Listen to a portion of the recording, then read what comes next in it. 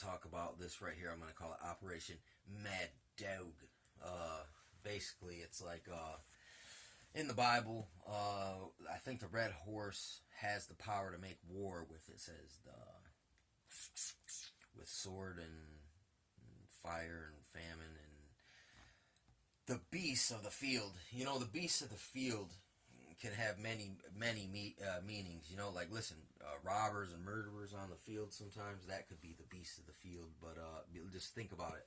What did the brothers say when they sold Joseph? They said the beasts got him. So, but it was really the brothers, the beast manifested in them to make them so jealous and hate that they did that, basically. But beyond just that, let's talk about real deal monsters. There's a lot of genetic engineering going on now, and possible genetic mutations from things like radiation. There could be real radioactive monsters out there. You got Montauk monster. There's this Montauk, or there's some kind of laboratory around there where they're saying beasts that keep escaping and getting into the water, and they try to swim and die. They wash up on the shore. But it's like weaponized beasts is, or it's like, in a way, like in Flint right now. The other day I seen just a dog walking across the street. Like, I seen dogs just running around like with no one walking them. I was like, whoa, that's weird. And I saw this dog walk across the street, and then it just walked off into some thick, tall brush. And I was like, whoa, the animals are already starting to take this back over. And there is areas that are desolate enough around here that you could have a pack of mad dogs basically living in an abandoned house. And we actually boarded something up where coyotes live in there. And I seen on the internet, I don't know if this is true or not, about the coy wolf, which is a hybrid coyote wolf breed.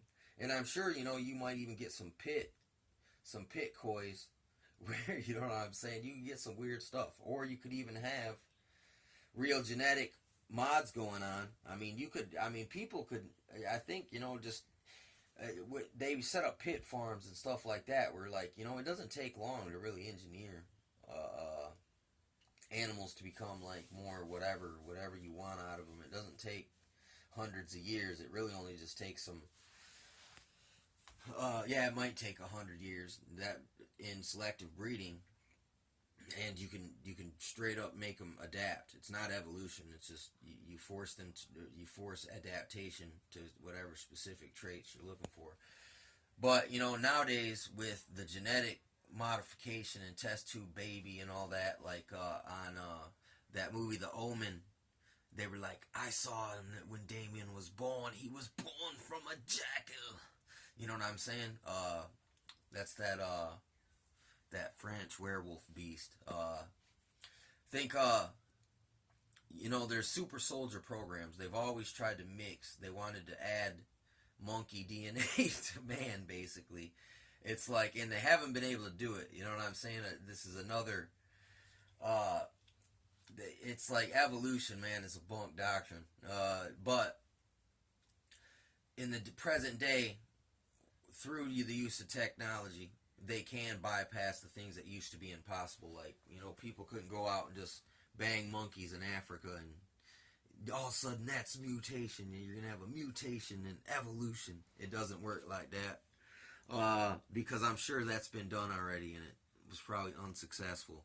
But I remember on, there's a Jesse Ventura episode called the Yerkes.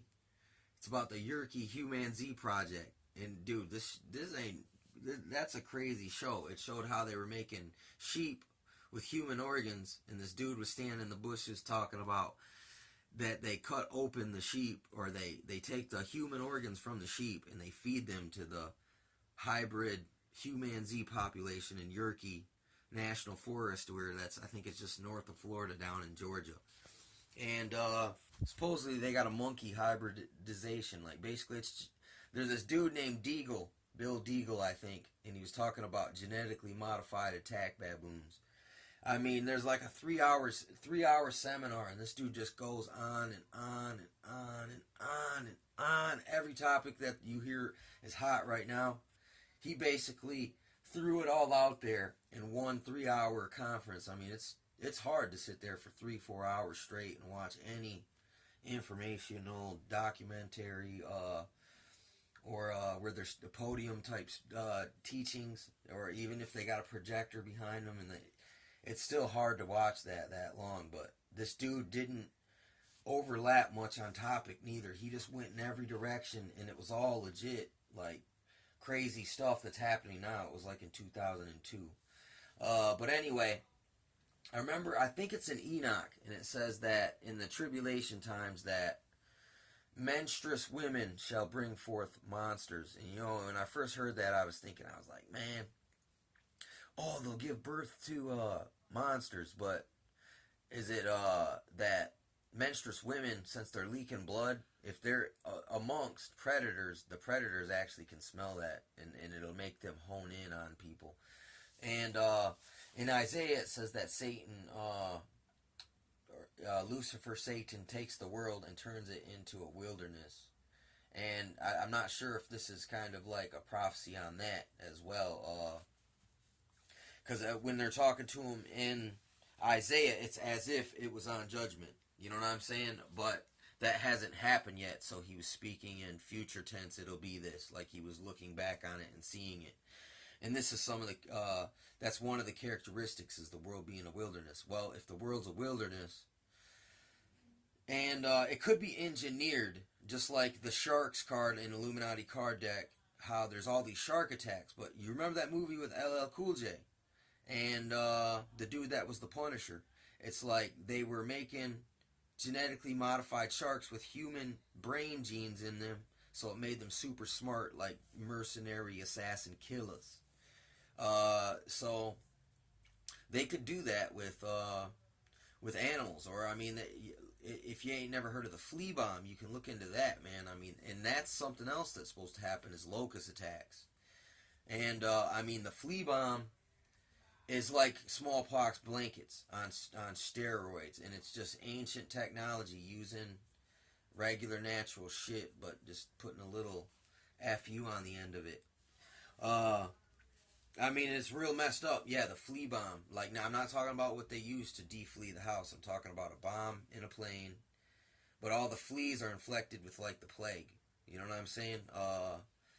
And they're dropped, and the fleas will survive the fall of this bomb, and then there'll just basically be hundreds of thousands of fleas with the plague on it.